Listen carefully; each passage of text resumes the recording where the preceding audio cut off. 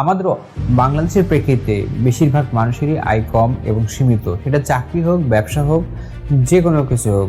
সংসারের সব খরচ সামাল দিয়ে তাদের পক্ষে সঞ্চয় করা বা ভবিষ্যতের জন্য একটা নিরাপদ সঞ্চয় তৈরি করা, এটা অনেক কঠিন একটা কাজ। খুব কম মানুষই এই জায়গাতে সাকসেস হয়, এবং তারা কেন সাকসেস হয় সেটাই হচ্ছে আজকের ভিডিওর মূল মন্ত্র।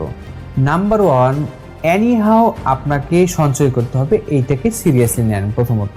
এবার নাম্বার 2, খরচের গতিপথ নির্ণয় করা এবং খুঁজে খুঁজে বের করা যে আপনার কোন খরচগুলো আপনার প্রয়োজনের বাইরে হয়ে যাচ্ছে। নাম্বার 3, ক্রেডিট কার্ডের মোহ থেকে দূরে থাকা। নাম্বার 4, বাজেট তৈরি করা। এই ক্ষেত্রে প্রথমে যেটা করবেন যে আপনি এটাকে 3টা ভাগে ভাগ করবেন, যে একেবারে অপরিহার্য কিছু ব্যয় থাকে মানুষের, আপনার অপরিহার্য ব্যয় কতটুকু সেটা আপনাকে ফিক্সড করতে হবে। এরপর কিছু ব্যয় থাকে যেগুলো করলে ভালো, না করলে ক্ষতি নেই।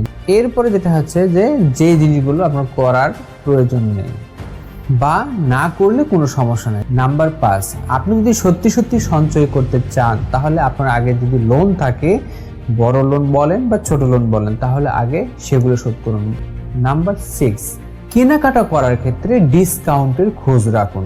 নাম্বার 7 হচ্ছে খুচরা পয়সা সঞ্চয় করার মাধ্যমে সঞ্চয়ের প্রবণতা ধরে রাখুন। নাম্বার 8, বাড়তি আয়ের চেষ্টা করুন। নাম্বার 9 হচ্ছে আপনার সমমনাদের সাথে মিশুন। সমমনা বলতে আমি তাদেরকেই বোঝাচ্ছি যারা আপনার মতনই সেম একইভাবে চিন্তা করে যে তাদেরও টাকা সঞ্চয় করা প্রয়োজন। এবং সর্বশেষ যেটা, সেটা হচ্ছে আপনার সামর্থ্যের থেকে সবসময় একটু নিচে জীবনযাপন করুন। Save your money for a rainy day.